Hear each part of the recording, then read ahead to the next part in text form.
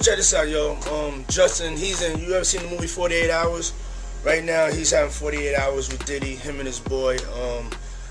They're having the times of their lives, like, where we hanging out and what we doing.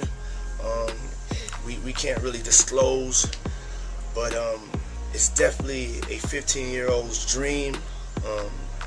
I have been given custody of him. He signed to Usher.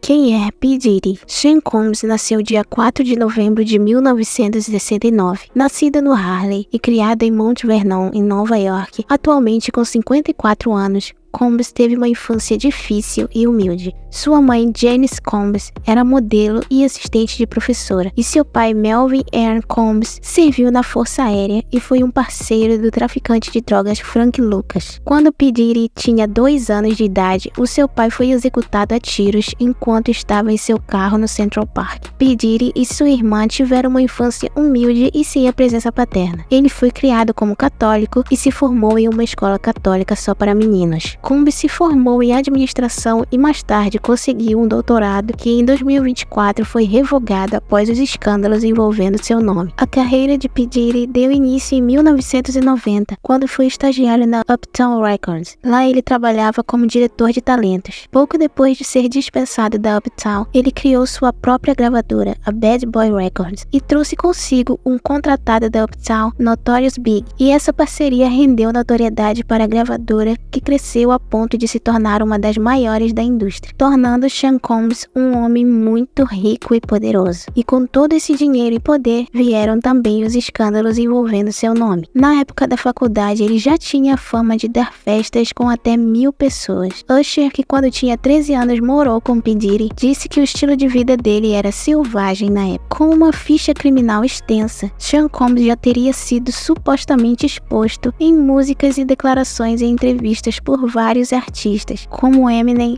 Kanye West, J. Cole, Justin Bieber, Usher e 50 Cent. Na música Feel, Eminem faz diversas acusações contra Diddy, de uma forma meio que disfarçada. Bom, nem tanto. Em um trecho da música, ele acusa Combs de ser um e diz que ele tem envolvimento com a morte de Tupac. Na música ele fala, eu sou como um rapper, só que ele soletra a palavra rapper só com um P, e rapper com um P fica rapper, que significa Logo em seguida ele diz, ele acabou de soletrar a palavra rapper com um P, fazendo referência ao nome de Sean Combs. Em outro trecho ele diz, got so many essays, que é uma abreviação para sex assaults, ou seja, abuso sexual. Depois ele diz na música, descansa em paz Tupac e Big, vocês dois deveriam estar vivos, mas eu não tô afim de arrumar treta com ele, porque senão ele pode mandar me matar, assim como fez com Kef D. Kef D realmente foi morto. Ele foi o cara que foi acusado de ter matado Tupac. Mas que ligação Kef D tem com Sean Combs? Ele era o segurança do Diddy na turnê The Bad Boys. E antes do Kef ser morto, ele chegou a dizer que o Diddy tinha contratado ele para dar fim em Tupac. Porém, o Diddy nunca chegou a pagar esse cara. Ou seja, não haviam provas que Combs teria mandado executar Tupac. E no caso de Kanye West, que também foi taxado de maluco depois que sua mãe morreu, ele sempre deixou bem claro que P. Diddy era um cara perigoso e que não deixaria seus filhos perto desse cara. Falou também que no mundo de Hollywood várias pessoas teriam sido caladas e que Kanye West era odiado por ser o único que nunca mandou desviver ninguém. Kanye disse que era comum as celebridades de Hollywood terem a sua vida interrompida quando sabiam demais, e que era o caso de Michael Jackson, Whitney Houston e Prince. Kanye no início era amigo de P. Diddy, mas depois se afastou completamente, porque aparentemente viu coisas que não concordava. Inclusive, se você estiver gostando, já deixa o like e se inscreve no canal para apoiar. No caso de J. Cole, é mais uma teoria da conspiração, enquanto não for provado o envolvimento de Jay-Z nesse caso. A princípio, a música She Knows fala sobre a esposa de J. Cole saber que ele a traía por conta das tentações que tinha em sua carreira e etc. Porém, em determinado momento, ele muda o sentido da música e em um trecho diz os nomes de alguns artistas que morreram de forma misteriosa, como Aaliyah, Michael Jackson e Levi. No caso da Aaliyah, ela teve uma polêmica envolvendo Jay-Z. E logo depois, em outro trecho, ele diz She Knows, ou seja, ela ela sabe. E a junção de She Knows na pronúncia parece muito com o sobrenome da Beyoncé, que é Knowles. É bem parecido realmente. Mas afinal, do que ela sabe? Anos atrás surgiu um rumor que Jay-Z teria mandado desviver a Aaliyah, já que as circunstâncias de sua morte foram muito suspeitas, pelo fato dela ter subido dopada no avião. De acordo com exames, o próprio piloto estava sob efeito de drogas e o avião estava com sobrecarga. E detalhe, só ela e o piloto estavam nesse avião. A equipe dela estava em outro avião. E a questão que fica é, por que ela não estava junto com a equipe no avião mais seguro, e sim num avião com sobrecarga? E por que ela entrou desacordada? Realmente é tudo muito estranho. Mas por que ele teria feito isso com a Aaliyah? Dame Dash e Jay-Z estariam apaixonados por Aaliyah, mas ela preferiu Dame. Lembrando que anteriormente ela tinha um relacionamento com R. Kelly, que atualmente está preso por pornografia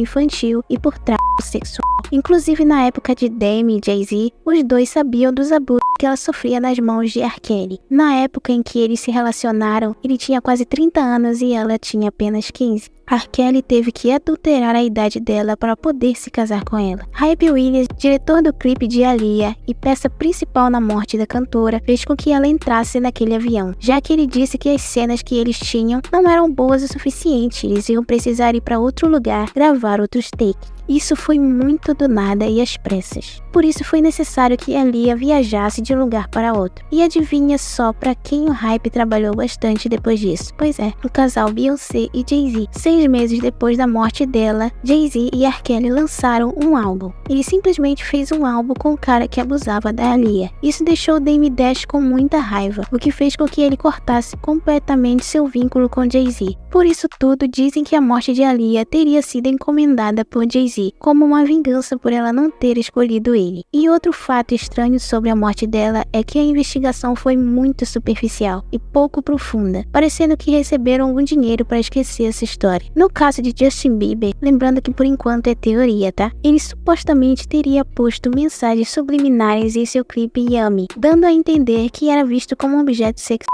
pela indústria. No início do clipe, Justin aparece estar deslumbrado e se divertindo na mesa com pessoas bem mais velhas do que ele. Inclusive, Justin se infantiliza bastante nesse clipe por conta do cabelo rosa, um moletom bem maior que ele e tal, que pode ser uma referência ao Justin de 15 anos, quando ele começou sua carreira na música e quando iniciou o seu contato com P. Diddy e outras pessoas poderosas no ramo. O clipe também tem um detalhe interessante, que são as crianças tocando música bem no início, e depois a festa muda e começa uma balada. As pessoas começam a dançar, o Justin tira o moletom e já não parece mais tão criança. Depois a festa termina, tudo volta ao normal e Justin fica ali sozinho e triste, o que pode ser uma referência ao estado mental que ele ficava depois das festas de P. Diddy. E o clipe termina com uma foto de Justin bem novinho no prato, escrito Yummy embaixo. Ou ele estava entregando os abusos que sofreu nas mãos de P. Diddy, ou estava expondo a forma como a indústria usava para conseguir dinheiro. Durante a gravação desse clipe, Justin estava muito mal e desolado, indicando que não era um clipe normal como os outros que tinha feito antes.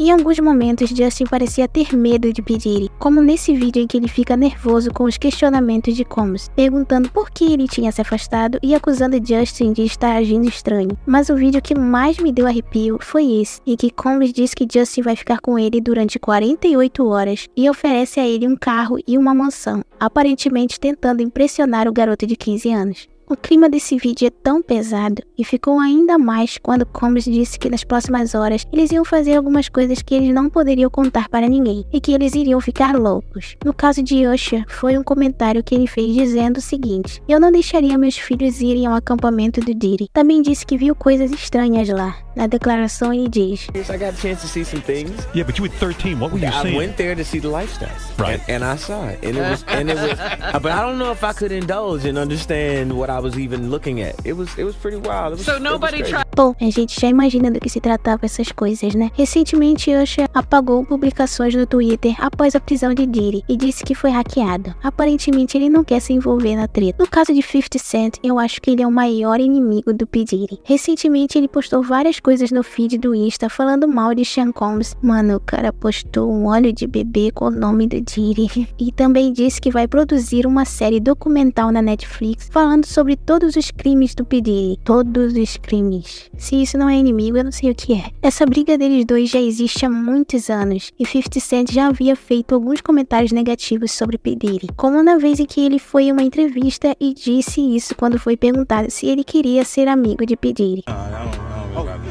No filme As Branquelas também temos referências às festas do branco, de P. Diddy. E no filme Todo Mundo em Pânico, a Brenda chega a comentar como são as festas de Combs. Sabe o Puff Daddy?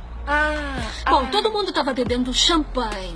Aí a coisa começou a ferver e todo mundo liberando geral na piscina. Bom, com inúmeras acusações nas costas, P. Diddy dificilmente sairá ileso dessa vez, correndo o risco de pegar prisão perpétua por conta das acusações de agressão sexual, violência física, tráfico sexual, força e transporte para fins de prostituição. Aparentemente ainda tem muita coisa para acontecer, então vamos esperar o desenrolar dessa história. Tchauzinho!